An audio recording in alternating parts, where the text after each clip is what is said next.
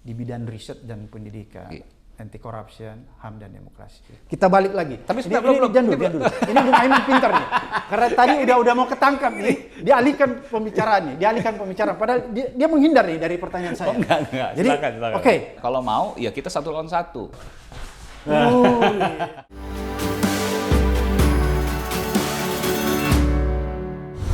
Assalamualaikum warahmatullahi wabarakatuh. Selamat datang di channel saya ini, Abraham Samad Speak Up.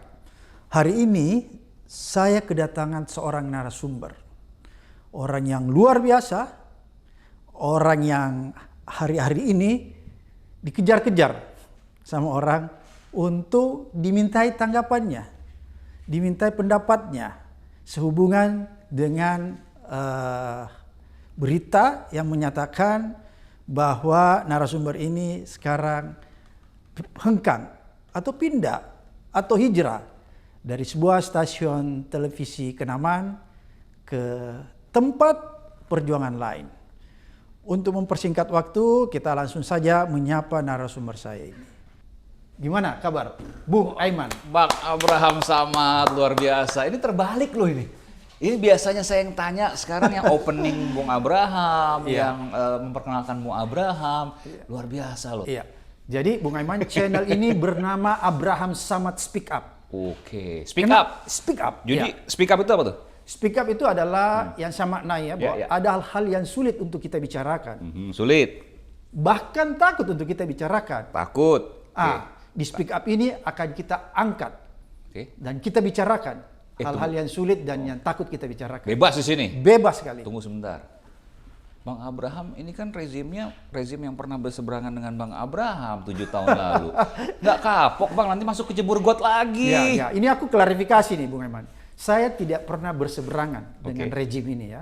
Ya rezim kan nggak mesti presiden, tapi kan partainya kan bisa juga. Betul ya? Mungkin atau beberapa petinggi partainya. Mungkin itu penafsiran ya. Benar nggak saya tanya? Benar nggak? Benar juga nih. Sebenarnya ini pertanyaan yang saya nantikan ya untuk mengklarifikasinya. Jadi sebenarnya bukan rejim yang apa tadi istilahnya Bung Aiman itu. Ruling partinya deh, pimpinannya. Ya, mungkin ruling partinya, mungkin itu lebih tepat ya. Jadi benar jadi ya? Ruling partinya itu berseberangan dengan abang? Bukan berseberangan. Saya sebut langsung deh, PDI Perjuangan. Bukan berseberangan dengan saya mungkin ya, tapi kalau orang menafsirkan PDIP Perjuangan itu adalah rejim sekarang, mungkin itu. Tapi sebenarnya nggak ada kata seberang menyeberang. Demi perbaikan pemberantasan korupsi kita harus bersatu. Itu kan normatif ya, tapi abang hilang. 7 tahun ini nggak tahu gitu, rimbanya di mana tiba-tiba hilang. Tetap ada Bang Aiman, tetap ada. Oleh karena itu saya menghadirkan Bung Aiman di hari ini karena ada sesuatu hal yang luar biasa yang ingin saya tanyakan. Nah justru itu makanya. Dan kenapa saya akan tanyakan? Karena begini, saya yakin kalau orang lain tidak akan mungkin dia berani untuk mengungkapkannya. Tapi saya kenal betul sosok Bung Aiman adalah seorang jurnalis yang sudah melintang di dunia ini 20 tahun lebih. Tapi ada yang menarik menurut saya. Kalau saya flashback ke belakang, ternyata Bung Aiman ini pernah memalsukan tanda tangan ibunya ya. Jangan ditiru.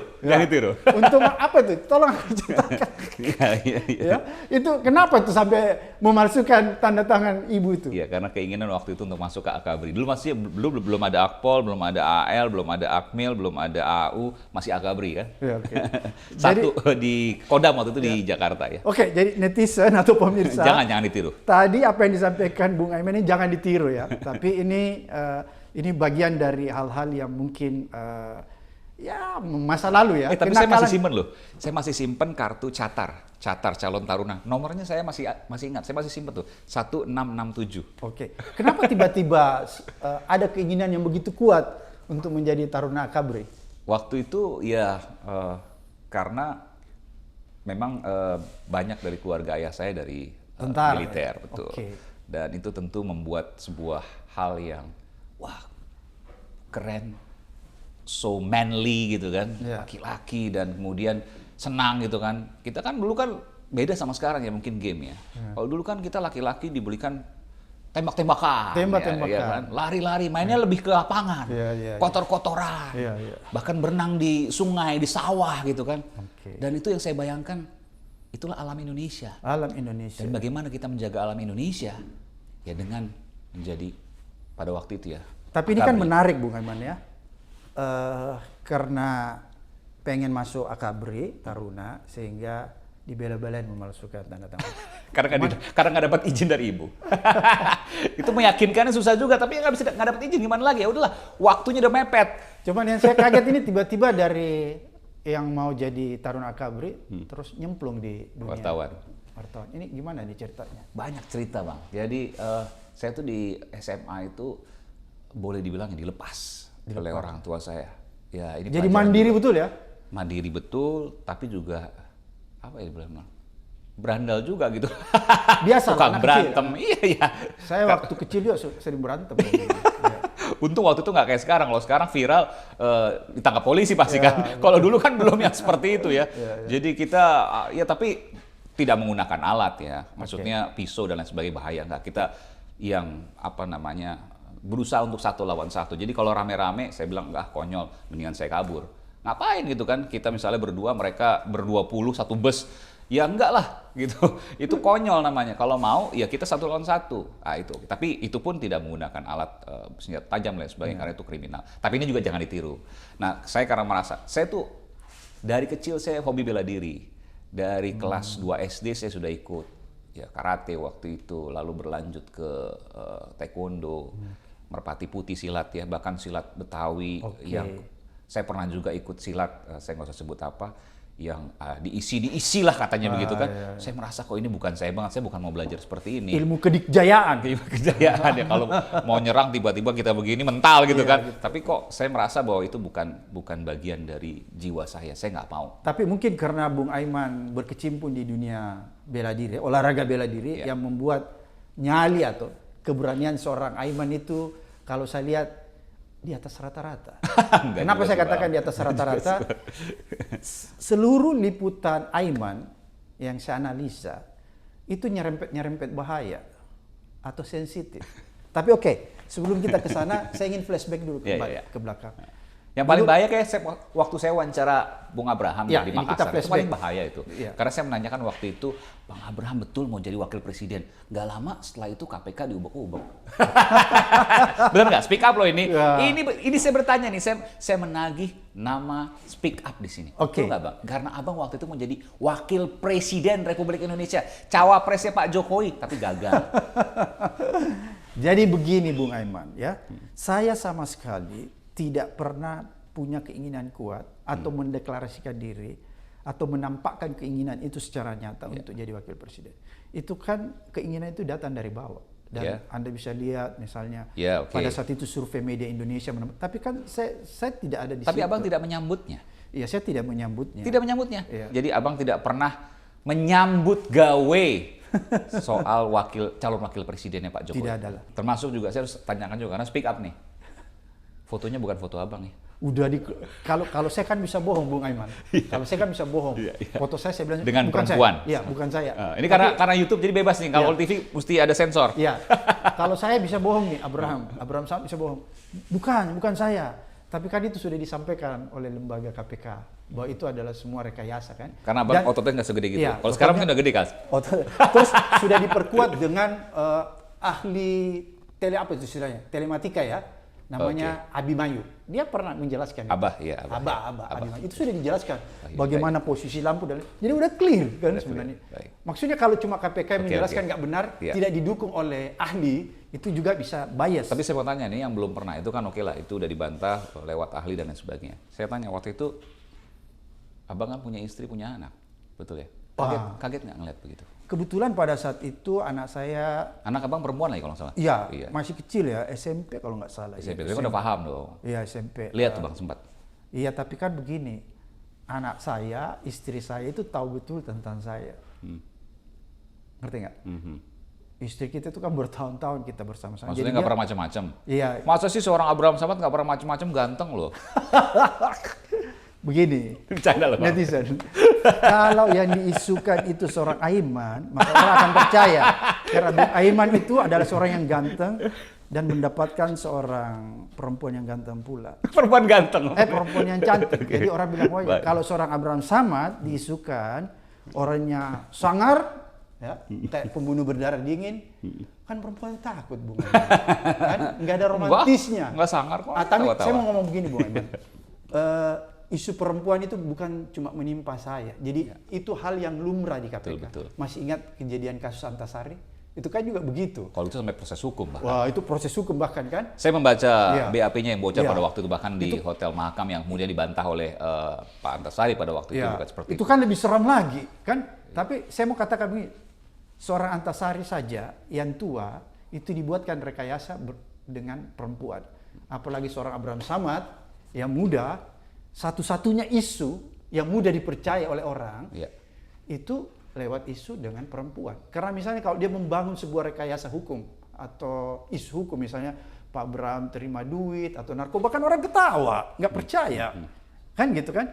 Tapi kalau perempuan, orang langsung mempersepsikan seperti tadi yang Bung Aiman bilang, mana ada sih laki-laki muda ya tidak tergoda dengan perempuan cantik, jadi orang akan membenarkan isu itu. Jadi kira-kira begitu. Itu logika umum gitu ya? Ya, logika umum. Jadi begitu cara membangun isu. Jadi kalau dia membangun isu misalnya terima duit, narkoba, kan agak sulit tuh logika umum menerimanya, mempercayainya. Tapi kalau dia bilang seorang Abraham Samad punya pacar yang cantik, gitu seperti yang Bung Aiman katakan tadi, orang cepat percaya mungkin karena sudah ada pengalaman bahwa Bahkan, ketika Antasari saja itu orang percaya. Ini orang tua orang tua dianggap dipercaya oleh masyarakat bahwa menjalin hubungan dengan Karena ini speak up ya, karena sebelum isu itu juga muncul, abang sempat dekat dengan Putri Indonesia, juga abang sempat dekat dengan salah satu presenter televisi berita. Waduh, ini serem banget isunya, Bung Aiman. Kan abang undang saya, makanya abang kita speak up. Iya, Udah oke. undang Aiman speak up, ya kita speak up ini. Oke, ini menarik nih. Jadi saya membayangkan tadi yang Bung Aiman sebut itu ada presenter wanita, ya, Putri Indonesia. ada Putri Indonesia. Saya membayangkan berarti saya ini ganteng juga, Ibu. Ganteng lah bang. Karena yang dekat Putri Indonesia. Iya. Presenter. Ini kan bukan orang. Tapi abang bangga juga ya, boleh juga saya diisukan seperti ini. Berarti saya ganteng gitu ya. Enggak, ini ada yang menarik nih Bung Aiman.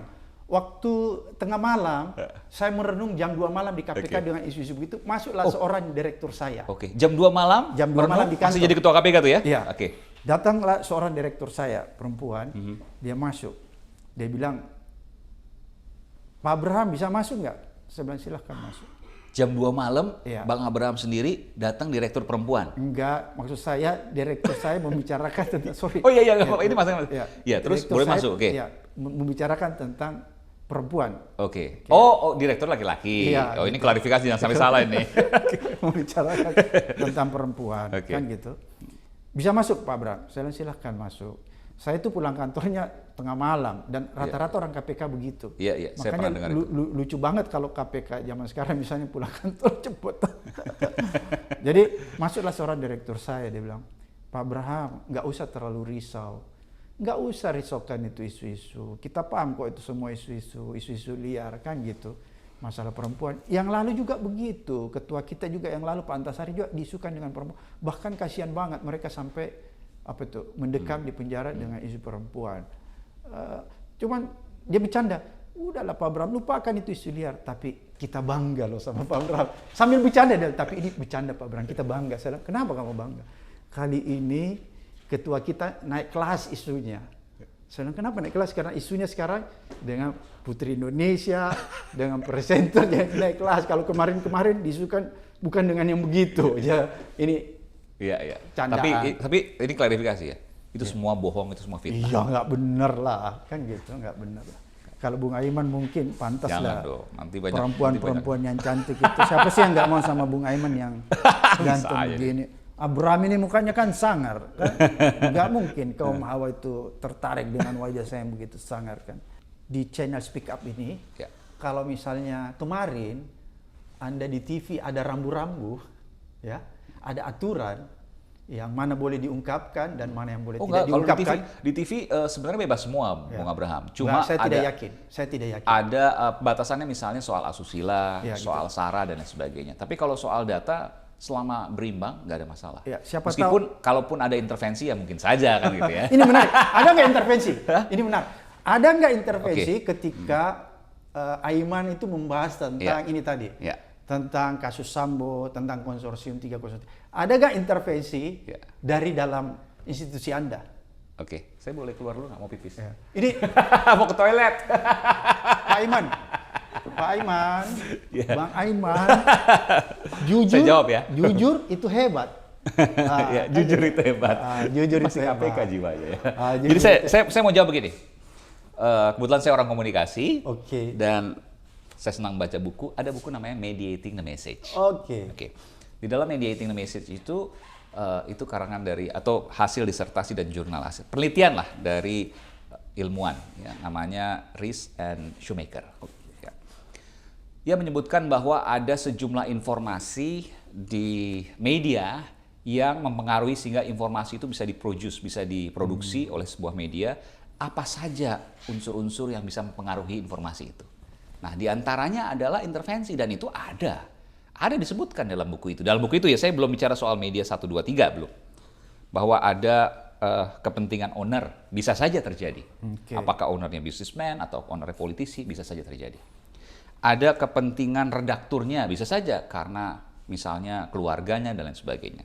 Ada kepentingan misalnya pemimpin redaksinya atau pimpinan redaksinya karena teman dan lain sebagainya, bisa saja. Bisa nggak seorang pimpinan redaksi mengintervensi? Kenapa tidak bisa? Oke. Bukan hanya pimpinan redaksi, tadi saya katakan redaktur bisa, apalagi yang lebih tinggi. Pimpinan redaksi atau bahkan owner, misalnya seperti itu. Bahkan si wartawan itu sendiri dalam buku itu disebutkan, dia bisa mengintervensi untuk pemilihan angle, misalnya dia punya teman, dia punya keluarga, dia punya sahabat ya. Yang kemudian mempengaruhi dia untuk tidak memberitakan atau memberitakan. Ya, sifatnya positif atau negatif. Itu bisa saja terjadi karena di dalam ilmu sosial tidak berada di ruang hampa. Ia terpengaruh oleh kekuatan dari jiwa dia dan lingkungan dia. Dan itu sebuah hal yang wajar. Itu saya bicara buku. Saya nggak mau bicara soal satu persatu media. Tapi itulah faktanya. Jadi saya bisa menyimpulkan, tapi mungkin kesimpulan saya salah, bahwa memang bisa terjadi kemungkinan ada intervensi. Di semua media bisa, sangat mungkin. Apakah itu yang membuat sehingga hari ini Bung Aiman sudah bebas dari institusi sebelumnya? Di dalam hijrah. Ini hijrah atau apa nih? Ya. Jadi Bung Aiman keluar dari institusi sebelumnya, apakah itu hijrah atau apa nih? Kalau itu jawabannya berbeda lagi. Kalau saya mau jawab itu, saya melangkah ini harus dengan value. Jangankan berpindah perusahaan, berpindah media ya. Saya melangkah ke sini aja saya harus ada value. Makanya saya tanya Bang Abraham, apa kira-kira yang mau topik apa nih? Soal apa? Terus kemudian topiknya saya pikir menarik. Ada juga value yang saya bisa tanyakan ke Bung Abraham. Kemana aja nih 7 tahun ini? Kok ngumpet aja kan gitu. Ini nggak value nggak ngumpet ya. Nggak kelihatan lah. Jadi begini Bung, kita mungkin bisa terpenjarakan oleh ruangan, tapi gagasan, ide dan pikiran kita tetap jalan. Buktinya sekarang saya berada di sini, boleh nggak saya sebutin ini adalah ASA Institute. ASA tuh harapan. Bukan harapan, optimisme. Iya, ASA optimisme. Kalau harapan itu nanti orang pikir sekedar harapan. ASA tuh optimisme, Tapi kalau bagi saya ASA adalah Abraham Samad. Abraham Samad Institute, betul ya? Jadi ASA itu optimisme. Jadi lembaga yang bergerak concern di bidang riset dan pendidikan. Anti corruption, HAM dan demokrasi. Kita balik lagi. Tapi jangan dulu. Ini Bung Aiman pintar nih. Karena tadi udah mau ketangkap nih, dialihkan pembicaraannya, padahal dia menghindar nih dari pertanyaan saya. Enggak. Jadi, silakan. Saya nggak tahu nih, ini Bung Aiman hijrah atau apa nih ceritanya? Belum dijawab nih, dialihkan. Kita minum dulu. Mudah-mudahan nanti ada brand di sini Bang ya. Hijrah dong, pindah. Ya. Tapi pindahnya itu kan karena apa? Karena value. Value, kebetulan saya dapat tanggung jawab yang lebih tinggi, lebih besar di MNC, sehingga bagi saya itu adalah value yang jadi saya dapatkan. Mencari tantangan yang lebih besar. Itu karakter Aiman sekali ya. Mencari tantangan dan resiko yang lebih besar. Bukan resiko sih, saya nggak mencari resiko, tapi saya mencari manfaat yang lebih besar. Kalau dari manfaat yang lebih besar itu ada resikonya, apa boleh buat? Gitu. Kita hadapi. Itulah kan speak up, jadi kita harus memakai betul. Terminologi Apa Woi. tuh? Tapi tetap harus Resiko. proporsional nih. Karena saya bukan mencari risiko, saya mencari untuk memberikan manfaat. Manfaat. Ketika memberikan. Sama di program Aiman pun begitu. Ya. Saya mencari manfaat bagi publik. Dari nurani yang gundah, dari nurani yang gelisah. Ya. Yang kemudian saya tuangkan ke dalam karya di sebuah televisi gitu kan. Oke. Nah, dari situlah kemudian manfaat itu bisa diambil bahwa publik Dan jadi dirasakan tahu. oleh publik. Mudah-mudahan, amin. Itu yang saya harapkan. Oke. Bahwa itu ada resiko, ya kita tidak bisa menghindar. Makan saja ada resiko kok. Orang Oke. bisa kelolodan dan kemudian meninggal misalnya Oke. ketika orang makan. Apalagi seperti Bang Abraham dulu jadi ketua KPK, ya kan? Ya. Nah, bagaimanapun juga, ya ini harus kita jalani. Ini saya belajar dari Bang Abraham loh. Oke. Jadi Bu Aiman pindah dari satu tempat ke tempat lain karena ingin tetap berjuang di dunia jurnalis ya. Iya, apapun Karena itu. Ya. karena nggak pindah di bidang lain menurut saya. Jadi tetap berjuang Sejauh ini betul. ya di ranah jurnalis ini. Oke. Saya melihat kan begini. Seperti tadi yang saya katakan bahwa Anda selalu mengungkap hal-hal yang sifatnya sensitif. Kalau nggak salah di tahun 2017 Bung Aiman ini pernah dilaporkan. Oh iya. Terkait dengan KPK Polri juga Iya, tuh. sama Direktur Penyidikan Aris Iya. Budiman. Sekarang saya berkawan baik dengan beliau, ya Iya, sekarang jadi Kapolda Kepri, Ya. Pak Aris. Bisa diceritakan Selamat siang Pak Aris. Ya. Bisa diceritakan sedikit. Iya, jadi sebenarnya yang dilaporkan bukan saya. Yang dilaporkan pada waktu itu adalah ICW, Bang siapa? Donald. Donald Faris, betul. Bang Donald Faris. Tapi karena Donald Faris itu ada di program Aiman, Oke. jadi yang dipanggil sebagai saksi saya terlebih dahulu. Oke. Cuma saya waktu itu saya bilang ke Direktur Tindak Pidana Khusus Dirkrimsus ya Polda Metro Jaya, Bang Adi Derian waktu itu kan, bahwa ini kan prosesnya profesional. Saya bilang saya datang nanti, saya akan datang sebagai warga negara baik, saya akan datang. Dan saya datang waktu itu. Saya datang, lalu saya sampaikan kepada penyidik, ya silakan diperiksa, tapi saya tetap menggunakan undang-undang pers. Karena undang-undang pers adalah undang-undang yang bersifat lex specialis derogat legi generali. Ya dia bersifat khusus. Jadi tidak bisa kemudian ketika ada pelaporan terhadap produk jurnalistik, apakah itu wartawannya ataukah itu narasumbernya, itu diproses langsung proses hukum. Tapi harus lewat Dewan Pers dulu. Ketika proses, ini sekaligus edukasi ya. Ketika Dewan Pers mengatakan itu produk jurnalistik, maka dilakukan mediasi oleh Dewan Pers. Yang mana yang kurang, yang mana tidak berimbang, dan seterusnya.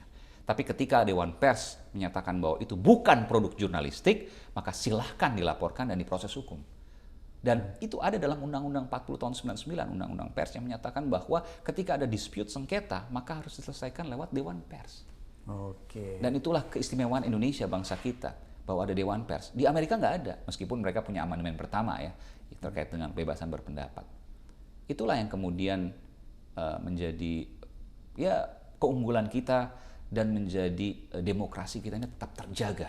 Terima kasih pada para guru bangsa yang membuat undang-undang pers ini, yang juga waktu itu melakukan proses kerja yang luar biasa di masa-masa awal reformasi. Iya, menarik ya. Jadi saya lagi berpikir nih, jangan-jangan dalam menjalankan fungsi persnya itu, Bung Aiman ya, dalam mengungkap atau menginvestigasi sebuah kasus, ada nggak biasa misalnya pertanyaan titipan? Dari siapa nih misalnya? Ya misalnya dari kantor dan lain-lain sebagainya. Oh pasti ada, misalnya pertanyaan seperti ini, pertanyaan seperti itu. Tapi kan semua itu harus ditujukan untuk proses-proses jurnalistik ya.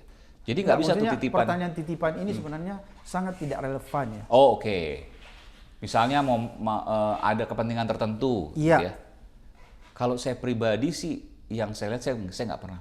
Nggak pernah ya? Nggak pernah. Terus kalau seumpamanya ini kita berandai-andai saja, kalau itu ada, bagaimana sikap Aiman menghadapi itu? Selama kemudian pertanyaan titipan itu satu ya, itu merupakan pertanyaan publik, why not? Nggak apa-apa. Kalau bukan pertanyaan publik seperti tadi yang saya katakan, bahwa pertanyaan itu mengandung sesuatu hal, gitu ya.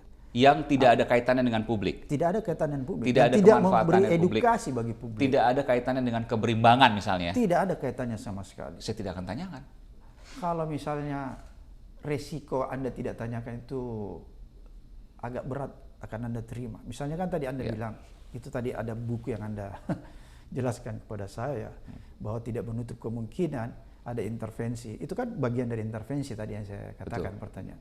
Kalau misalnya risiko dari Anda tidak menjalankan intervensi tanda kutip itu, Anda bisa tidak dilanjutkan acaranya atau yang lain-lain. Bagaimana sikap seorang Aiman? Ya saya gabung di Asa Institute aja kalau gitu. Oh. Luar biasa.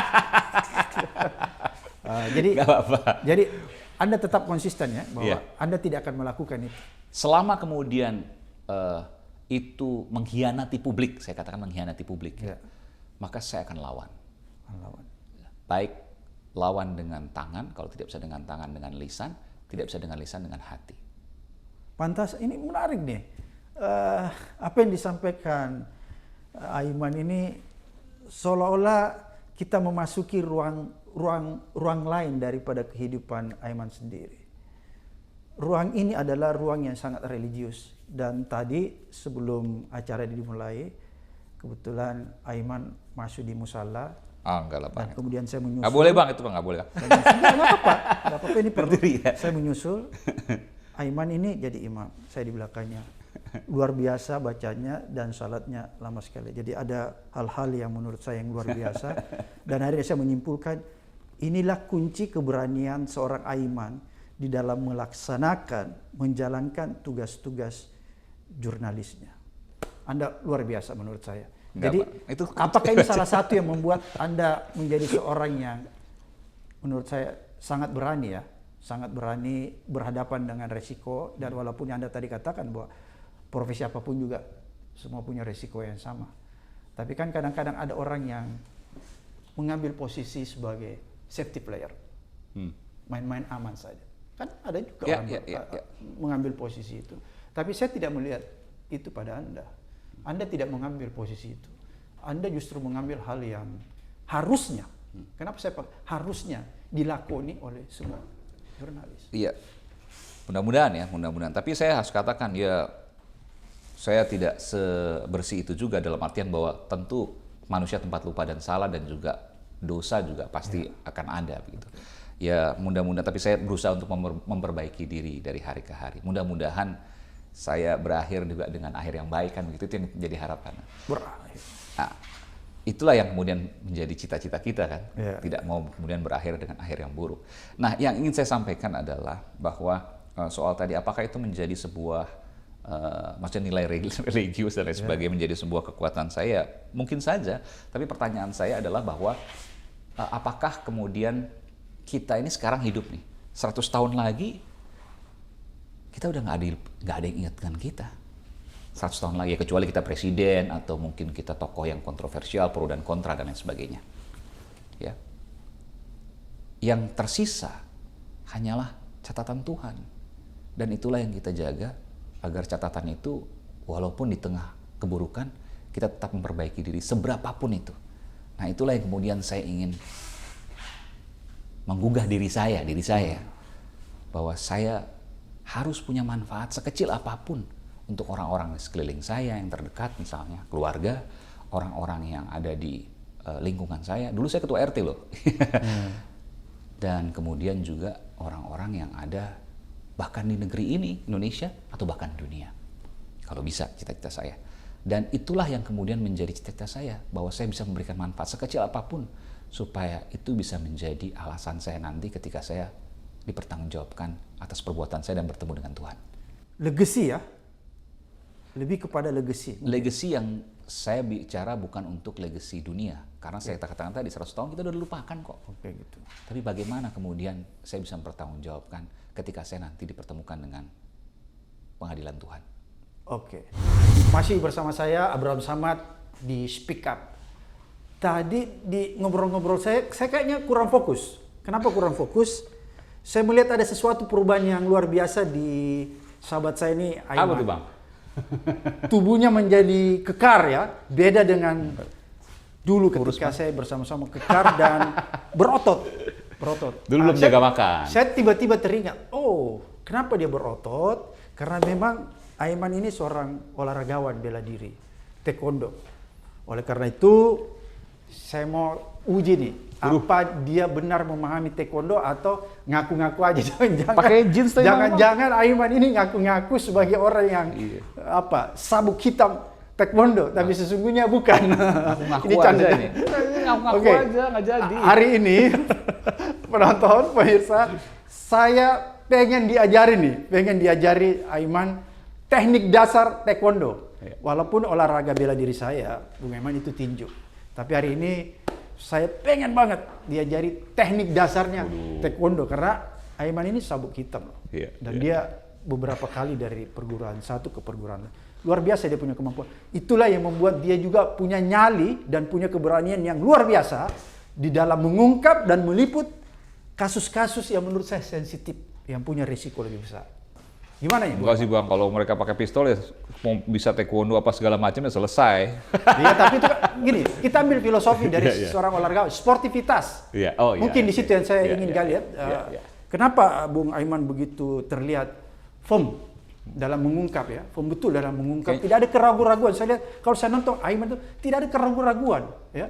Jadi kayak firm betul. Saya berpikir mungkin karena dia punya jiwa sportivitas, karena dia olahragawan. Oleh karena itu pengen banget nih saya diajarin supaya saya juga bisa menjadi apa ya, menjadi orang yang seperti Aiman, punya badan yang kekar walaupun usia saya sudah tidak memungkinkan lagi. Karena saya sudah 55 tahun dan Aiman jauh lebih muda daripada saya. Oke, Bung Aiman, bisa nggak saya diajarin nih teknik dasar aja, teknik dasar taekwondo. Gini, kalau kita bicara soal taekwondo gitu ya, dengan segala keterbatasan kita nggak selalu pakai celana yang training atau celana ini. Ya kalau jeans begini, gimana caranya? Nah itu yang kemudian menjadi pikiran saya. Jadi kalau seandainya tiba-tiba ada darurat gimana? Nah ada satu tendangan yang namanya bal badak.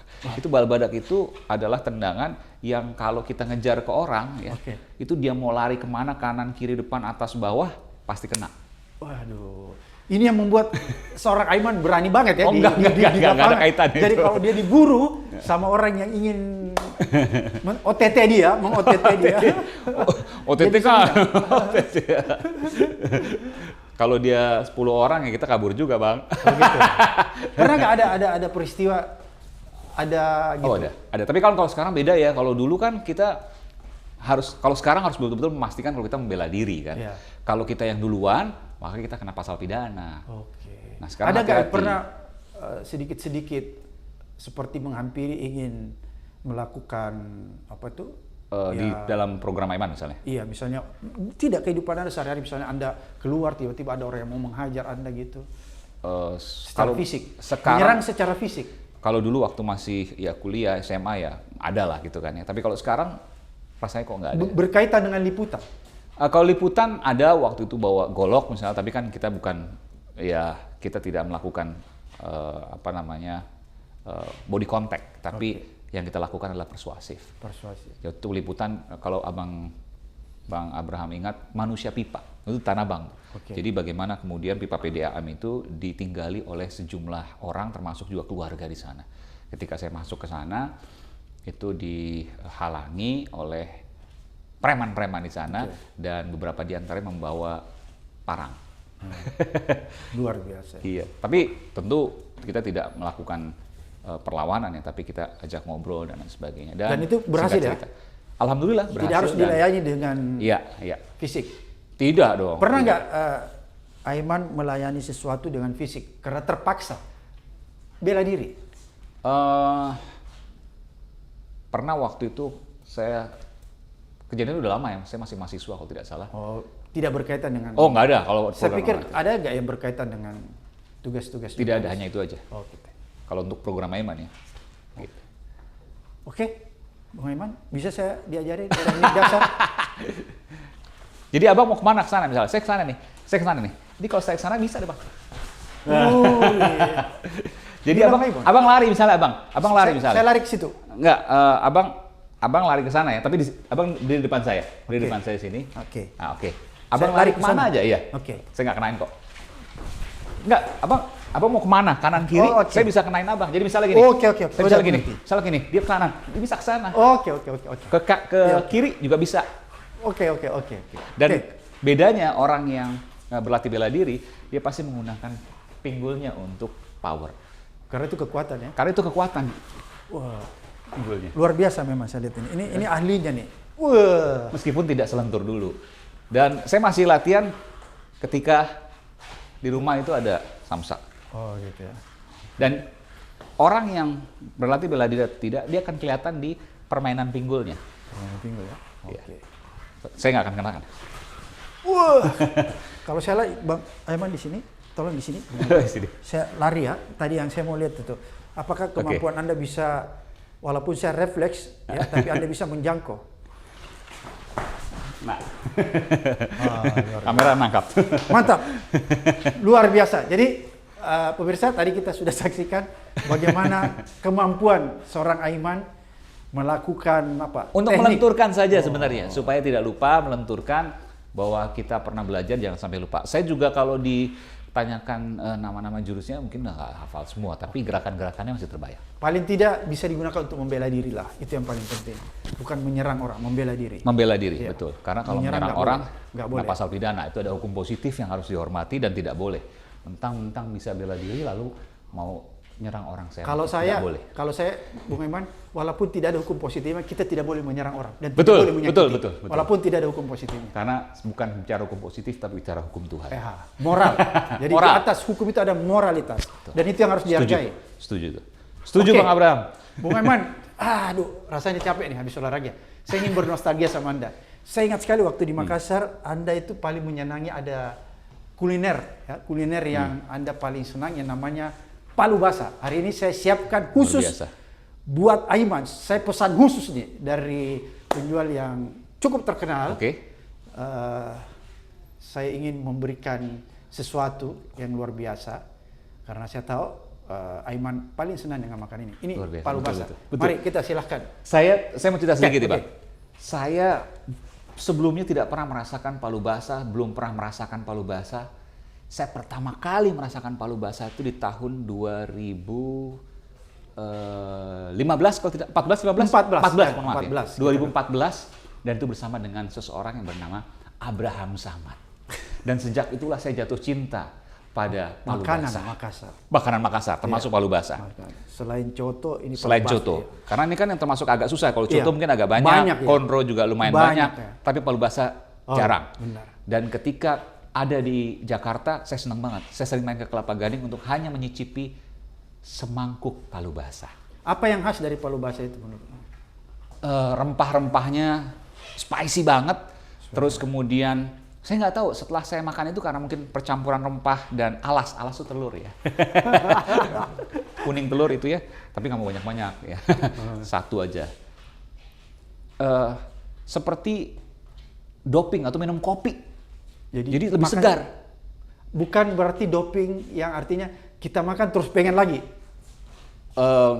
Kalau pengen lagi itu kan dirasanya, Oke. tapi di energinya itu saya merasakan hal yang luar biasa. Dulu pertama kali saya makan palu basah, Di Makassar. sampai jam 2 pagi saya nggak bisa tidur. Padahal capek itu dari subuh kan kita terbang. Iya betul. Dari subuh kita Langsung terbang, kuat ya.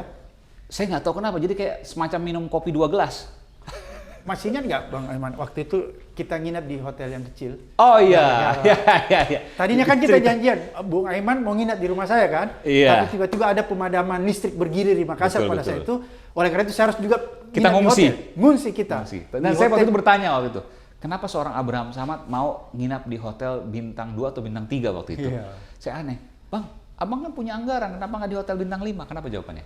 Saya bilang begini, salah satu value ya, nilai integritas itu adalah kesederhanaan. Itu yang kita harus memberikan ketoladan. Jadi kalau insan KPK ingin mau jadi role model, Iya. dia harus mencerminkan kesederhanaan. Jadi, Contoh adalah nasihat terbaik. iya. Luar biasa.